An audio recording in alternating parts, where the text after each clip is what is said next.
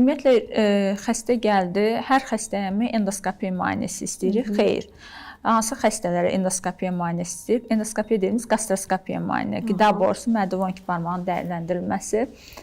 Xəstə 45 yaşın üzərindədirsə, ailəsində genetik olaraq onkoloji xəstəlik risk faktoru varsa, alarm simptomları varsa, məsələn, nəzisdə qan axması şübhəmiz varsa, şiddətli ağrıları varsa, qusma, yəni bu kimi alarm simptomlar varsa, o zaman bu xəstəyə gastroskopiya müayinəsi məsləhətdir. Ancaq tipik bir reflüks şikayətlə gələn gənc xəstəyə ilkin olaraq gastroskopiya tövsiyə eləmirik. İlk növbədə xəstəyə 8 həftəlik proton pompa inhibitoru, el dilində desək, mədə qoruyucu dərman təyin edirik. Bu dərmanın içilmə qaydası da xəstənin şikayətlərinin gərilməsinə çox önəmlidir. Dərmanı səhərlər yeməkdən yarım saat əvvəl içirik. Amma bəzi dərman preparatları var ki, xəstənin içdiyi, onları sorğulamalıyıq. Onlar çünki bir-birinin təsirini azaldır. Ən çoxu xəstələrimizin içdiyi zob dərmanı.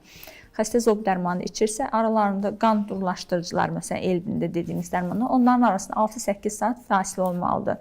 Mütləq xəstənin içdiyi dərmanlar sorğulanmalıdır ki, ona uyğun dərmanımız effektiv olsun, təyin edək dərmanı. Dərmanımız yeməkdən yarım saat əvvəl təyin olunmalıdır. Gənc xəstə reflü ilə gəldi, 8 həftə təyin edirik. 8 həftə sonra xəstənin şikayətləri gerilirsə, o zaman deyir ki, bu xəstə reflüks xəstəsidir.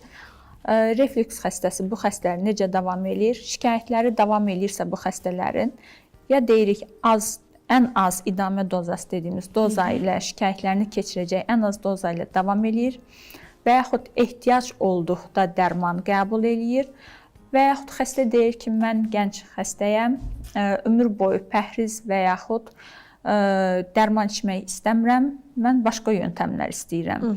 O zaman bu xəstələrə əməliyyat tövsiyə edirik.